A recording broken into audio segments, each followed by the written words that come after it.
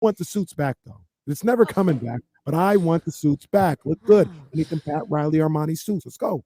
Kenny, how would you feel if you were told every day in radio, well, Mhm. audio, let's be real, it's not even radio anymore, it's audio, that you No had video. to come to work in a suit? Well, first of all, there's been no precedent set. There is no Pat Riley of radio that came in $3,000 Armani suits. They all dress like this, right? Sometimes even worse. So that's what the job entails. In the NBA, that's what we do. You know, My we thing have- though is like Mike Brown loves his style. He likes dressing up. He doesn't even dress up. I That would tells me dress up. everything. I would dress up. I'd be like, I don't care what the NBA is doing around here. I'm wearing the three-piece suit. I dress. I mean, as long as I could get the temperature to like 60 in this studio, I'd pull it off. I'm gonna dress up. I'm gonna dress up going to the Kings game a couple times. Well, that's fine. That's express yourself, like be stylish. I love Kings games. I do whatever the hell I want. And I mean, I get a lot of criticism. Oh, you look. And love. What are you talking about? Dude, you guys. Talking about? You had some fire at the last home game. Damien, that one that you liked with the leopard and the pink and the sparkle, so many people seriously thought I was trying to do a costume and trying to be Craig Sager. And they're like, so what is this? What is this? That's because people have no style. That's why. People collectively have no style. There was a lot of love with it too. But it was never in the middle. It was like, oh my gosh, I need this suit, or is this a costume? And just to be clear, if people like Sean Cunningham or James Ham say anything about anybody's style, why are you dropping that? Zero credibility. I don't need those guys telling me anything about style. James Ham has some style.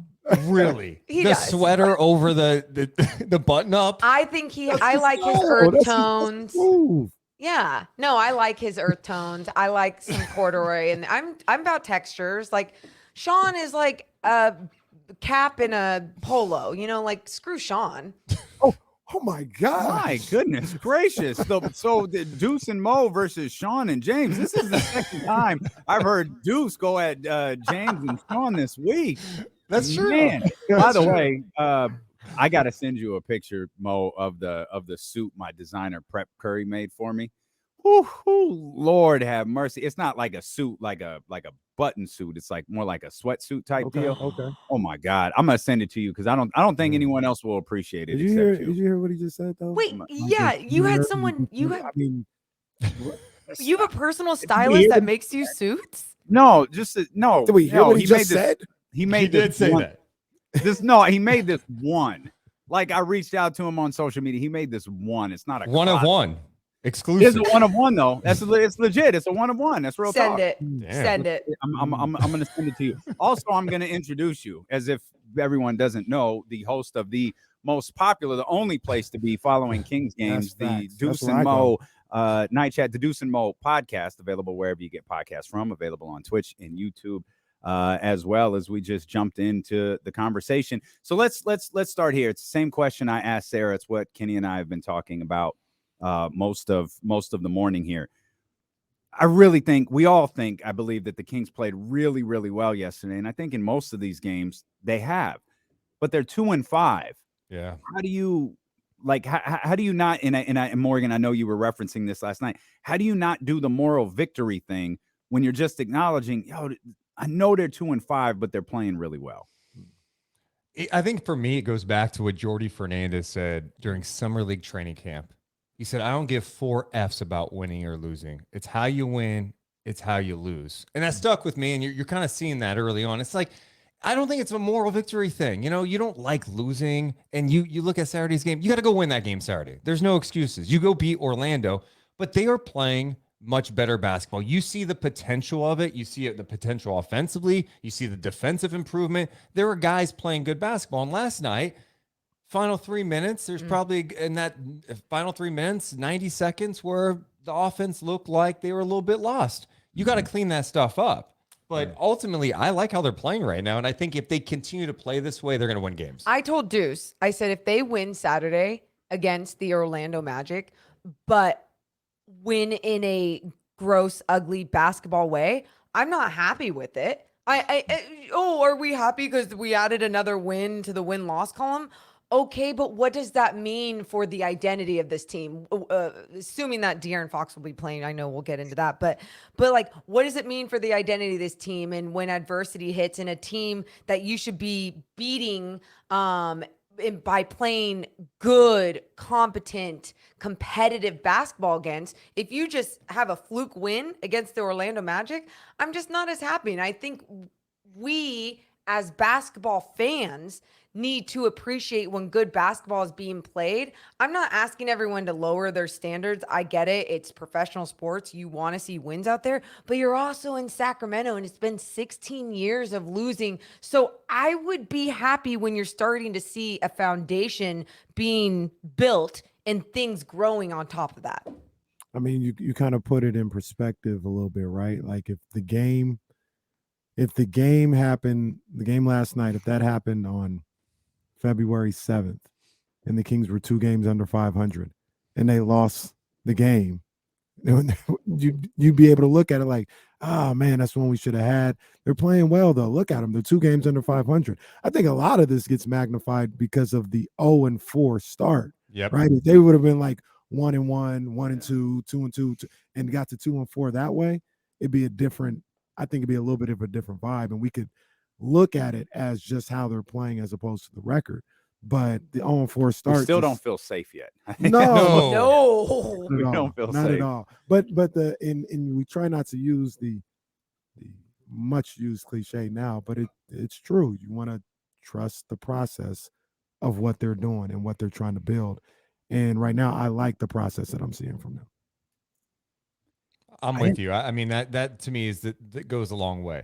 And I think there are sometimes, especially with this fan base, because of like all the losing, that's like a loss. No, that's bad. There's nothing you could take from it. It's a loss. It's like, no, I mean, this is a new group. There's some new players. You got a new coaching staff. And you're seeing stretches of really great offensive basketball. Yeah. Like Kevin Huerter has been unbelievable. Ooh. Like I like Kevin Huerter before, but man, it's like he and Sabonis have unlocked some things. This guy Morgan was referencing it last night, the way he moves without the ball. Oh my God. He could handle it a bit, dropping dimes. He could shoot lights out. He's been amazing for this squad. You guys, what I was saying to Deuce about Huerter last night was, why hasn't, and I'm sure you guys have talked about this too, a lot of people have, why haven't guards in this league tried to mirror what Steph Curry is doing? And I'm not talking about, obviously, with the shooting ability, that's going to be tough to match. But there's other things that Steph Curry does that is phenomenal, like the way he moves without the basketball. And he moves in one motion. He moves with confidence. He doesn't dance around. He doesn't play with a screen. He just goes. And Kevin Huerter shows signs of that. The smart players in this league show signs of that when they just flow with the offense, when they flow with the screen. And I am loving what we're seeing from Kevin Huerter, and I know that's just one bright spot, but there were some clutch moments late in the game too. Domas Sabonis making those big free throws after having such a crappy free throw start. It's like, I'm going to look at these as small little wins, never moral victories. You're listening to D'Lo and Casey on KIFM West Sacramento, KRX QHD2 Sacramento, ESPN 1320, driven by Lasher's Elk Grove Dodge. Always live on the free Odyssey app, live on Twitch and YouTube as well for those who want to watch the show. I didn't recognize this full transparency until Morgan said something about the winning ugly against Orlando. I did not realize they were 1-7. Mm-hmm. That is putting this game in a completely different context for me. I did not realize that was their record. And they play the Warriors tonight. Oh man! So they could be 1-8 going into that game. And I was watching their last game against OKC, the finish to it. Yeah. Orlando missed their last 11 shots of the game. Like they're in a funk right now. Up at like 10 in the fourth. Like that. And they ended up losing that game or something like that. How about this? How about say the Kings win on Saturday, and then we having the same discussion of 3-6 Warriors team. You can't lose this game. You're 3-6. This is the best time to play the Warriors, though. They're still searching for answers, obviously, right now. I don't think they care. They're used to searching for answers. I don't even think they care about the questions. Hey, they look rough right now. We'll see y'all in June. We'll see y'all in June. Or Maybe. whatever. May. Yeah, May. We'll see y'all in May. Maybe late April with the way they're going right now. Okay, let's not be how many of us said this last year too? I was one of those people that was like, there's no way they're gonna be that good of a team. Morgan. They only got Looney in the middle, and then you just see him evolve throughout the season, and then they become NBA champs. They go to their bench right now, and it looks really rough. People are tripping about the Kings bench. The Warriors bench is dreadful. Their defense is bad, and I'm sorry. Losing GP2. No. Okay. The Draymond Poole thing is not just over with. And that. The vibes in that locker room are not going to just automatically be good right now. And it doesn't help. It gets magnified a bit when you've lost 3 in a row. I agree. They got to trade Draymond. I've been saying what if it's the Warriors? What if the Warriors are the West Coast team looking at Ben Simmons? People were talking about that yesterday in the chat, and I wouldn't be surprised. Draymond to the Nets sounds marvelous. Oh my God. Could you imagine? Sounds chaotic.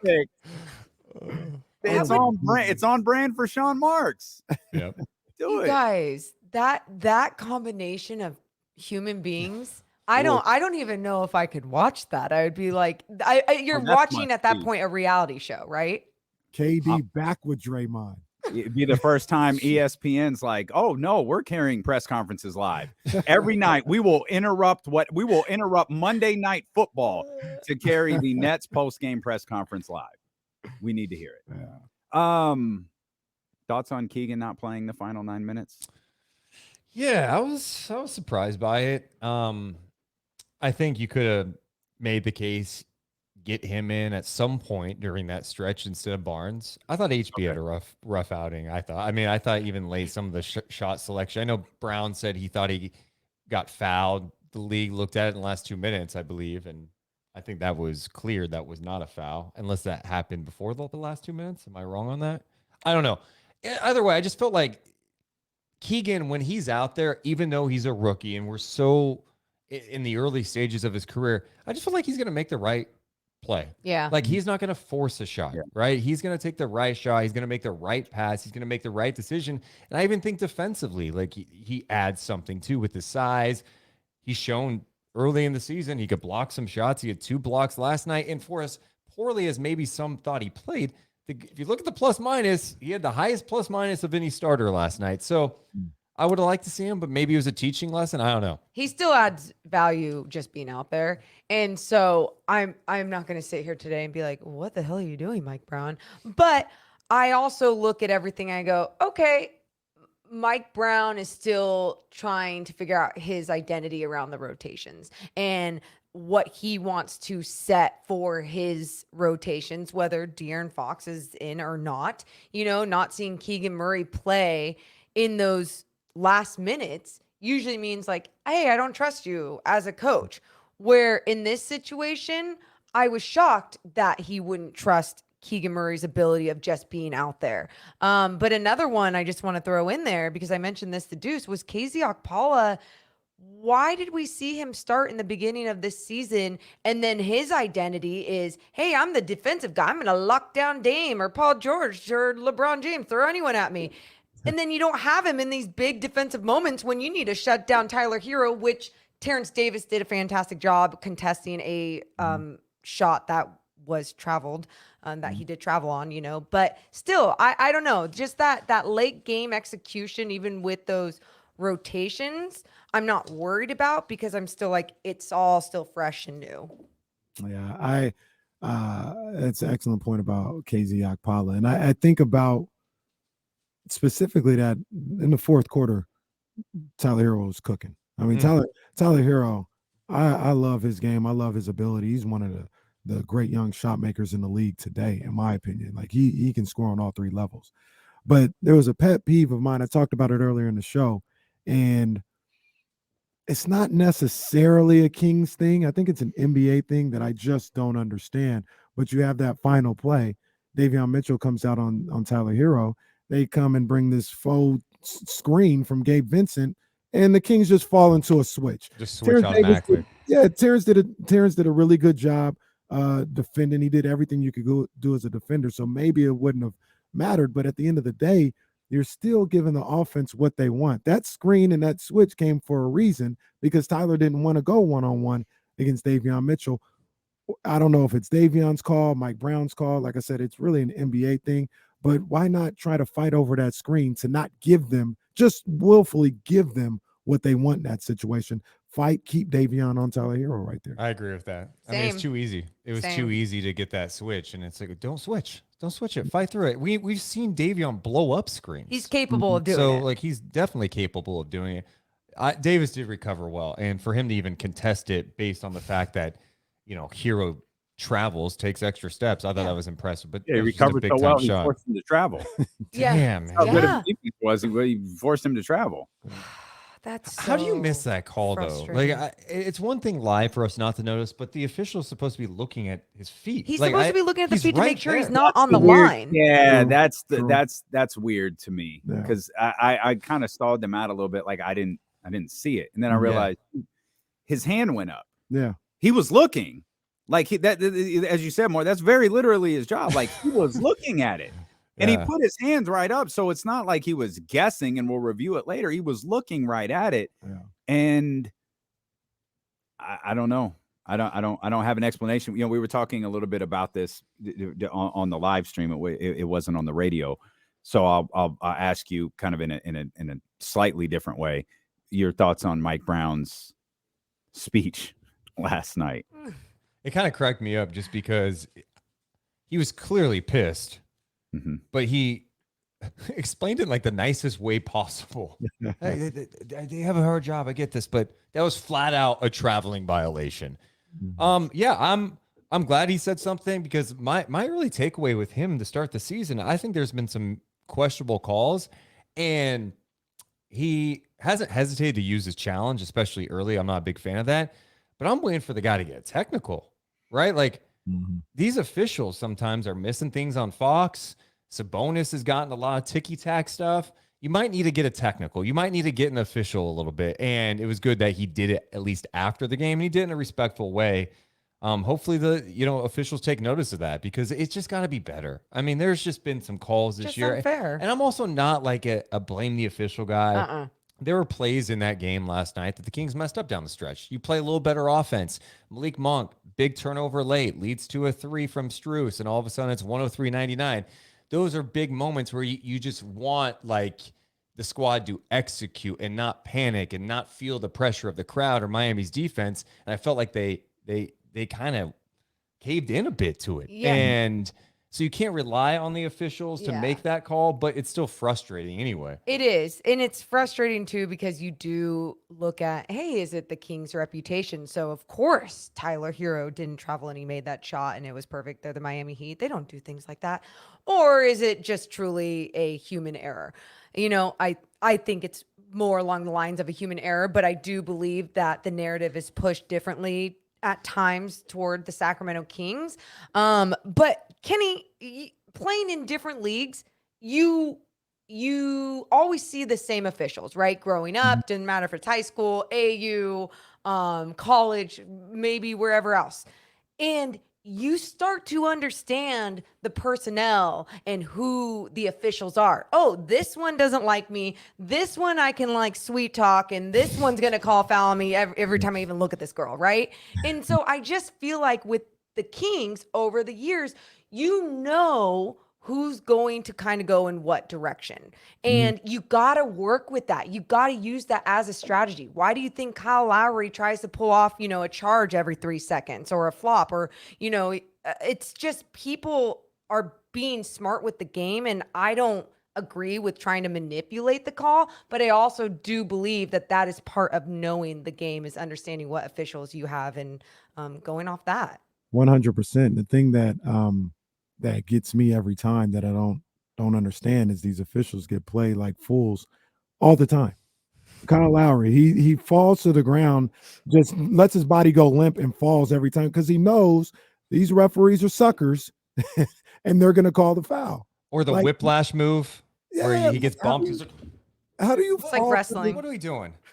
Every time. Taking a bump. Kyle Lowry out, taking a bump. Every single time. And it's him. It's Chris Paul. It's Devin Jimmy Butler. Jimmy Butler. Like these, Like, I don't understand how they fall for these things all the time. All the time. It's just the state of refereeing in on all levels in basketball is just it's in a sad space. Let's just put it that way. Yeah. They've got to be Don't reward those people. Yeah, I agree. How much of what Mike said last night do you think had to do with De'Aaron Fox? And the fact that Fox is spending so much time in the restricted area, and really like Fox, the fact that Sabonis is fouled out of 3 of the 6 games, or I guess 3 of the 7 games played now, and it's a little bit dicey in that situation because Mike, you probably know you get one of those, and you can use the travel as your reason for doing it, the non-call on the travel on the final play. That's big enough of a reason to do it, but you've got to mention the name on the front of the jersey because you can't reference De'Aaron Fox specifically because he didn't play in that game, and it immediately loses impact if you start referencing a bunch of stuff that's happened throughout the season. He kept it pretty broad, but all I could think of was he's fighting for Domantas Sabonis, and he's fighting for De'Aaron Fox. He's fighting for Sabonis getting called for too many fouls, and he's fighting for De'Aaron Fox not getting enough fouls called against him. Yeah, when he started talking about the whole Kings dynamic and saying, is it because we are the Kings? I felt that to my core. For someone that is newer, but has also been looking from the outside and having a different perspective, it's not a false narrative. Like, it's something that I'm sure is there when it comes to officiating, to reputation with certain teams and everything. I'm sure it's there. Well, he's also coached LeBron, Kobe, Steph, KD, where they get all the calls. So he's going, damn, we're not getting any calls now. Like, oh, this is what it's like being on a losing team with this reputation. Got it. So, yeah, I'm sure he's sticking up for his guys a little bit there as well. But I dug what he said, and I hope he doesn't get fined. Oh, he's getting fined. I know. They probably will. But like someone I said, else should pay it. Yeah, absolutely. I said Uncle V should be like, hey, I got you. Here's the Venmo. What's your cash app, Mike Brown? I got you. I'm gonna send it to you. That's all it should be. Because this was some Kings fan somewhere starting a GoFundMe account. I guarantee it's covered. Someone has already started it. It's out there. Yeah, it needed to happen. Hey, we haven't talked to you guys since the start of the season, I don't think. But Sabonis hasn't been able to stay on the floor. A lot of people underwhelmed with Domantas Sabonis. What do you think about his start to the season? And then last night we got to see what he can do when he actually stays on the floor. What do you think about Domantas so far to start the season? Yeah, it was a rough start. I just want to see him score more. I think he does foul too much, and teams are going at him for a variety of reasons. One, like when I'm watching games, I'm seeing like teams go, "Hey, let's run a post up for Plumlee on Sabonis or a post up for Steven Adams." I'm like, "Damn, this is what they think of the guy." But also, like, they want to get him off the floor. They know his impact. I felt like last night it looked like the Sabonis we saw during the preseason. That got me super excited. The way he was just getting that rebound and pushing. Dropping off, passes to Herter for threes or Herter cutting to the basket. The guy was a magician. I think when he goes out there and he grabs a rebound and goes, it's chaos. It's so fun to watch. But I think defensively, there's been some games with some questionable calls, but I also think sometimes he just gets a little too handsy. He gets frustrated, and it leads to bad fouls on his part. Yeah, foulless first half because Mike Brown used his challenge so early to make sure that he wasn't going to get that offensive foul in that first half. And it was nice to see because you're right. It made sure that he was going to be out on the floor longer. And Deuce talking about his offense, he's just so decisive. He commands so much movement to go around him. And then when he has smart players that understand to be to do a backdoor cut with authority, with a purpose, and not just to go through the motions. You're seeing that happen more and more, but in those last 3 minutes is when that offense kind of broke down and it wasn't as decisive and guys weren't as confident. But going back to Sabonis and the way he's been playing, just a league leader in his screen assists and just doing a great job, obviously, on this team with his assist numbers as well, finding guys. When you have a player, a teammate that's going to find you, it makes cutting and moving without the ball so much more fun. I also think I was disappointed early on with his ability to finish around the basket. I mean, how many bunnies was he missing? And that's tough. You got to complete those. I don't trust his jumper ever. I'm not to that point. He made that three. Come on. He made his first three last night. That was exciting. I'm just Yeah. not there. And maybe it's because I don't feel like he's confident with it. You know what I mean? And maybe he's That's just crazy. so That was passive. his first three. Like that's that? wild. That was his first one last night. Yeah. That's the first made three. That's crazy. Yeah. It's not, I mean, he hasn't taken a lot of them, but I mean, that was a big one for him to finally make one. But even just his mid-range stuff, it's just like, I don't know. I don't trust his confidence with it. And I guess it's mainly too because he's looking to set up others. But the main thing is you got to finish inside, and he's done a much better job of that. I thought last night that's what I like. That's the Sabonis I like. I'm not saying he needs to score 20 plus points, but you need to be pushing a triple double almost every night with the way he can play. And I want the points. Can you get me 16 to 20? Yeah, I think that's good. He's a 17 to 20 points, 18 to 20 point scorer. He's absolutely capable of that. And then if he's able to hit free throws like he did, yesterday, 5 of 7 from the line, that's just gonna help his ability to get to 20 points a game even more. Sabonis's nickname needs to be the challenge. The challenge. That needs to be his nickname. Like, how many of Mike's challenges have been used on something involving Domantas Sabonis? Yeah, I didn't get the one last night. I'm sorry. I just don't. The guy was picking up his first foul. There was 35.9 seconds to go in the first half. It wasn't a crucial play. Like, save the challenge. Well, I don't know. And Mike's not the only coach who does this, but when guys are using their challenges in the first quarter, I don't get it. It doesn't make any sense to me. You get one challenge per game no matter what. Save it. I understand, but I thought at that point in the game, Katie made a good point regarding that play. Don't look at me like that. I thought she made a good point in that moment where she said this could be Mike Brown fighting for Domantas Sabonis, like, because it was bad, like it was really clear, like it wasn't even close. I think they overturned it within like seconds, and I think that can fit into what Mike was talking about post game. Like, look at this. Like, how is this call on my player questionable? Sure. I had to use a challenge to get that overturned, and his size 27 foot. The entire thing was in the restricted area. I think you could stand up for your player by getting a technical in that situation. Just get teed up, save your challenge. You might need it later. Then you could cost yourself a point. And it's a point. Make it up on the other end. Here's the other thing too, because someone else made this point last night in our chat, and they were like, yeah, but he also got to the free throw line and got some added points because of the challenge and because of the call. And I get that too. And I just think the challenge is still so new to the league that people are trying to find what is the best strategy. Because people, you don't want to leave that game with this challenge and not being used and then regret not using it in that first half. But most likely, I get it too. The whole point of it is for those crunch time moments, those big moments, because a lot of times with the Kings, the refs are going to screw up and you want to save that. Or if it's a situation like he just picked up foul number 4. And we've seen that we happen don't want this. Let's so review it. many times. This is foul first number foul. 1. It's foul number 1 that really. Yeah, that's what I'm saying with it. Yeah. Bit. Well, the challenge is so new and we're trying to figure out how to use it. Like Mo said, the best way to use it is for league not to be incompetent with how you do this whole stuff. This is ridiculous. There you go. If you win the challenge, why do you lose the challenge? That's it. And just give them one each half. Yeah. I also demand that Mike gets a red flag.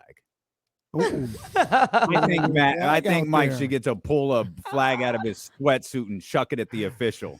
That's how I think it should work. Someone slips and tears their ACL across the court. You bring something up too. Here's what I understand, even on that hero play last night. They look to see if something's a 3 or a 2. They just review, especially late in the replay center. Why can't the replay center just say, "Hey guys, actually, that was a travel. You got to overturn that." You don't do that on any call. Like that. I don't think that you do that in football either. Like you can only you can't look at a call not called. Right. No. And they can't challenge that. You can't challenge a no call. But my point is, in Secaucus, they are looking, 2 or 3. Okay, that's a 3 for sure, or whatever. They're just looking. I just wish, because if it's there and it's end of game, couldn't you do something in the final 2 minutes where it's like, hey, you missed a traveling violation. Let's overturn it. But instead, no, we're going to come out with a last 2-minute report the next day, and we're going to tell you it's wrong. But hey, We're just being transparent. live There's with nothing it. to it. It's Hey, stupid. Didn't this happen, you guys, with Miami with Strus like last I year don't in the know. playoffs or something with his foot out of bounds on the sideline? And they either counted it as a 3, but his foot was out of bounds. Something happened. Does nobody remember this? I remember. I remember. I feel like Jeff Van Gundy was on the call and he went like nuts over it. That could be wrong. I vaguely remember that. I'm just trying to envision like what are they doing, Chicago? So they're getting back. Okay, guys, I got good news and I got bad news. Yeah, it is in fact a 3. But you're going to be on the last 2-minute report tomorrow, and there's going to be an upset fan base about the travel that you missed.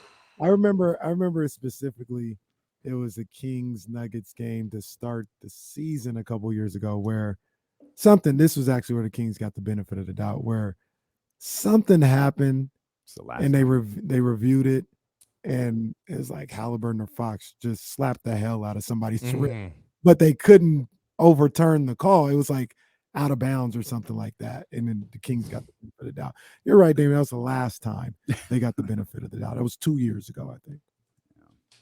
Does Rashawn still fit on this team? Yeah, I think so. I mean, I we'll see what it looks like 10, 15 more games. I think I was saying the same thing about Davion Mitchell. You're asking guys now to play completely different roles, and you're with a new coaching staff. To assume that there won't be some type of adjustment is ridiculous. Like Davion's playing 27 minutes a night last year.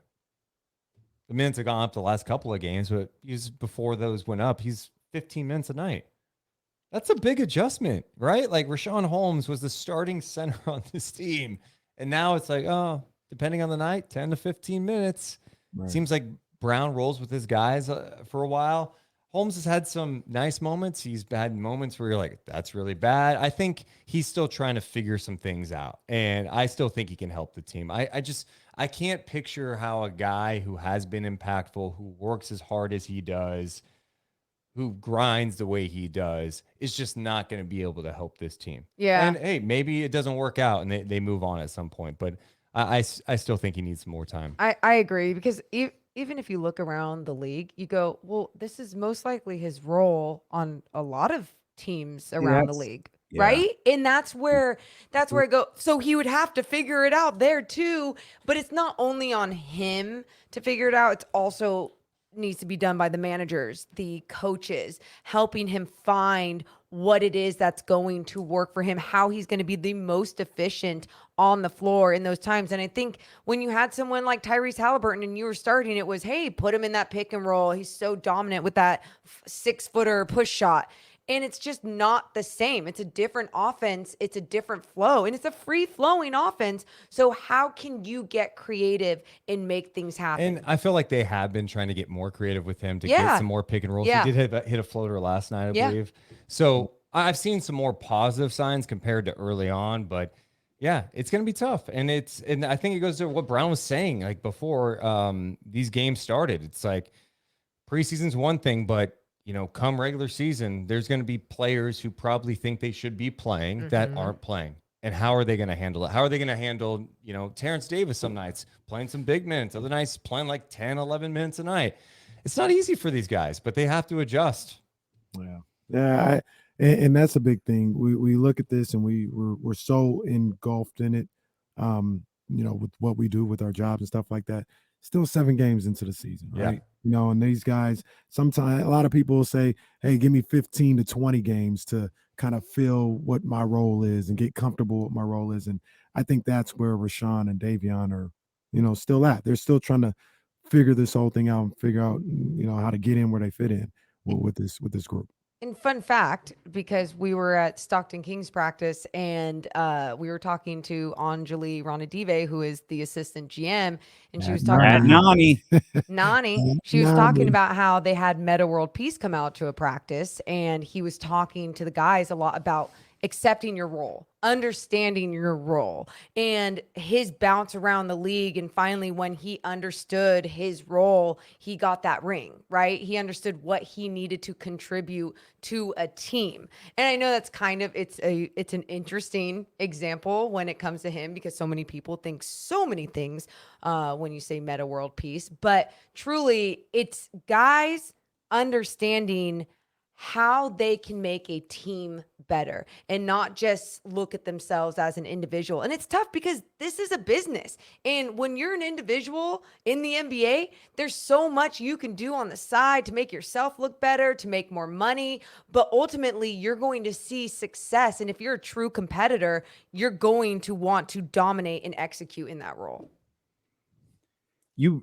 Man, there's just so much I want to talk to you guys about. I do want to say I love Rashawn Holmes, but like he's been in this role more than any other, more than the role as a starter, like his whole career. Yeah.